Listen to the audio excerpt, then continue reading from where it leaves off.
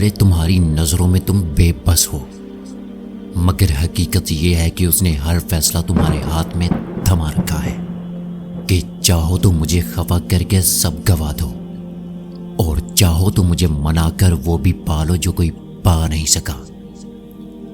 اور اگر تمہارے لیے کوئی چیز بہترین ہے تو وہ تم تک پہنچا دی جائے گی، اور اگر تمہارے لیے بہترین نہیں ہے تو آ کر بھی چلی جائے گی۔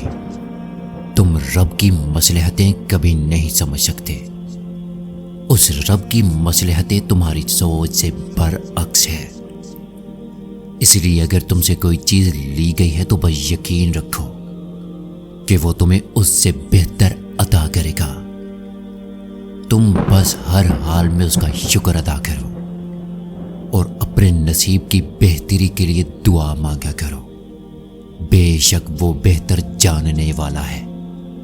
اور پھر ایک دن تم جان جاؤ گے کہ جب تمہارے پاس سب تھے تب بھی وہی تھا، اور جب کوئی نہ تھا تب بھی وہی تمہارے ساتھ تھا، آغاز سے اختتام تک بس وہی تمہارے ساتھ رہا اور وہی رہے گا، اور اسی کا ہونا ہی بہترین تھا۔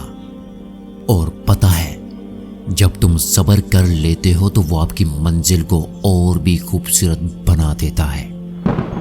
رب صرف اس عمل کو قبول کرتا ہے جو کہ خالص صرف اس کی رضا کے لیے کیا جاتا ہے۔ رب سے مانگتے رہو، کیونکہ جو رب سے مانگنا نہیں چھوڑتے تو رب ان کے لیے ان کی چاہ میں بہتری کی گنجائش نکال دیتا ہے۔ پھر چیزیں ہوں یا لوگ، کھوئے ہوئے سب واپس مل جاتے ہیں۔ اور جانتے ہو کہ مایوسی کیا ہے؟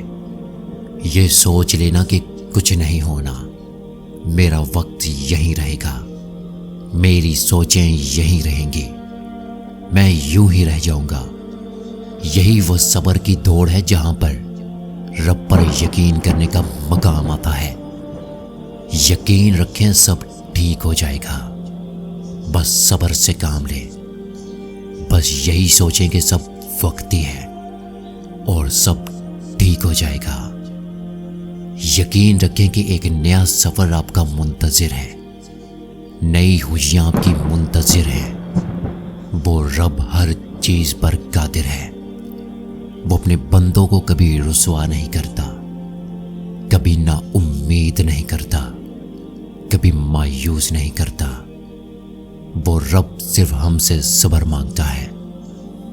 انسان جب محبت میں ٹوٹ جانے کے بعد رب کی تلاش میں نکلتا ہے تو رب پہلے سے ہی اس کے انتظار میں ہوتا ہے، اور جب اس کا رشتہ رب سے جڑتا ہے تو وہ سارے زمانے کی محبتوں سے عاری ہو جاتا ہے اور اسے اپنے رب سے محبت ہو جاتی ہے۔